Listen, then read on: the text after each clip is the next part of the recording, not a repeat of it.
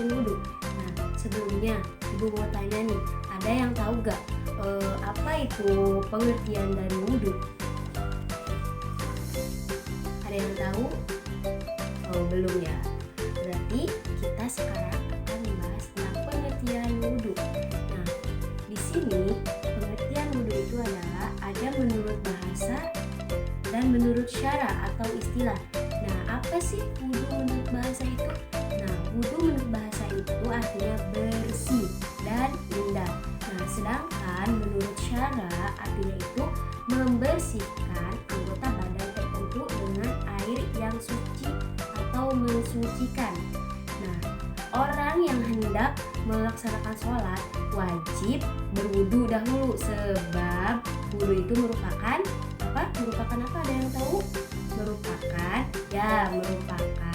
syarat sahnya sholat. Nah, terus kita lanjut ke syarat syarat sah wudu itu ada berapa?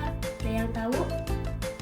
Coba Putri tahu ada berapa syarat sah wudu? Belum ya.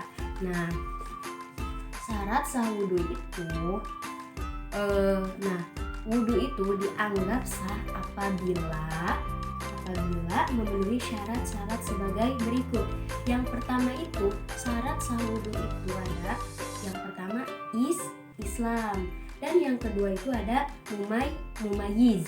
Artinya orang yang dapat membedakan baik buruknya suatu pekerjaan, itu mumayyiz. Dan yang ketiga ada menggunakan air yang suci dan mensucikan. Nah, itu salah satu syarat sah wudu. Dan yang keempat ada tidak dalam keadaan haid atau nifas. Nah, itu.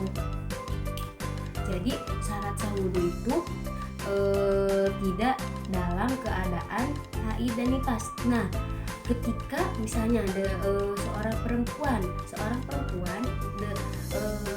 sedang haid, nah dia tidak wajib melaksanakan sholat. Dan misalnya ibu-ibu sedang nifas atau dia itu sudah melahirkan. Nah, jadi karena belum 40 hari ibu-ibu itu, orang yang melahirkan itu tidak diwajibkan sholat karena dia sedang dalam keadaan nifas. Nah, yang terakhir tidak ada sesuatu benda yang dapat menghalangi sampainya air wudu pada anggota wudu. Nah, itu syarat sah yang terakhir, tidak ada sesuatu benda yang dapat menghalangi, ya bisa dipahami lah ya, sesuatu benda yang dapat menghalangi sampainya air wudu pada anggota wudu. Misalnya ibu pakai jam tangan, ibu mau wudu, nah jam tangan ini menghalangi anggota wudu.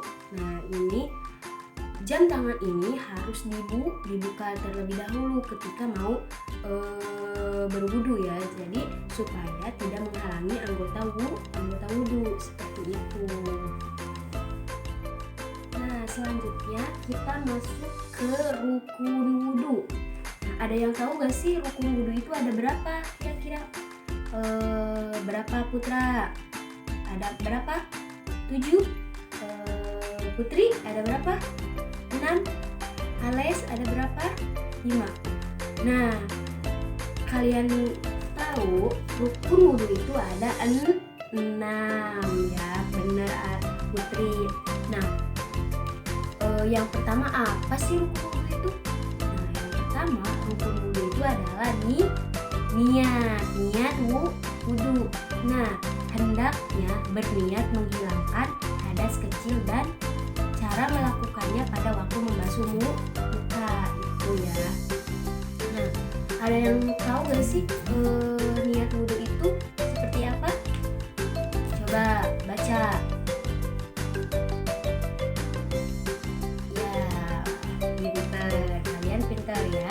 Jadi niat wudu itu nawaitul wudu alirofil hadasi qadi farada lillahi ta'ala.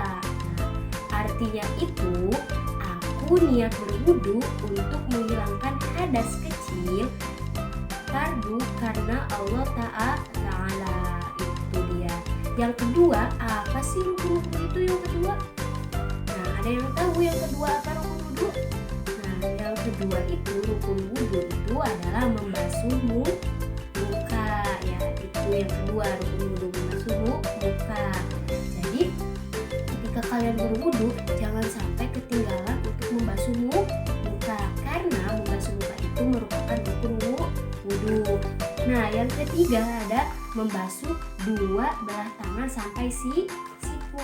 Jadi dua tangan kiri dan kanan itu harus dibasuh dari sampai siku. Nah, itu termasuk rukun wudu.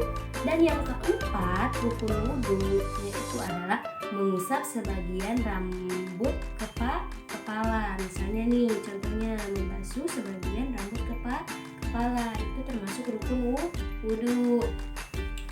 Dan yang kelima ada membasuh kedua kaki sampai mata kaki. Nah, jangan sampai kalian kalau berwudu jangan sampai ketinggalan membasuh kedua kaki sampai mata kaki ya.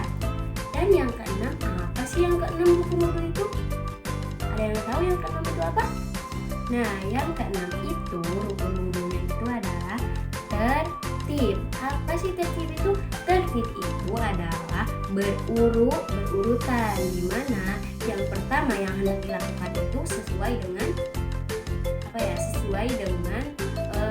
aturan ya. Jadi berurutan. Yang pertama dari nomor 1 sampai 5 sampai 6 itu berurutan. Jadi jangan sampai kita berwudu tapi yang pertama kali dilakukan malah nomor urut 2. Jadi itu artinya itu tidak berurutan. Jadi yang keenam itu rukun wudu itu tertib atau berurutan. Bisa dipahami anak-anak? Nah, jadi tadi kita udah membahas tentang pengertian wudu dan syarat sah wudu dan rukun wudu. Bisa dipahami ya? Nah, jadi kalian harus belajar mengimplementasikan ke dalam kehidupan sehari-hari.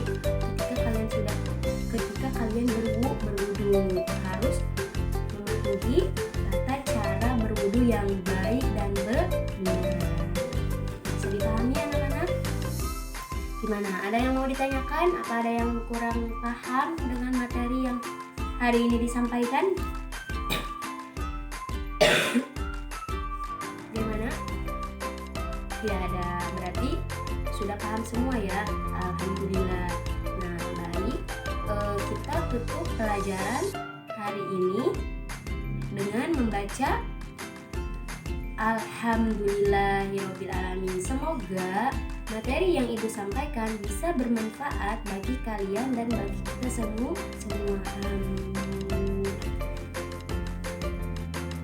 Baik, itu saja materi yang Ibu sampaikan. Kurang lebihnya mohon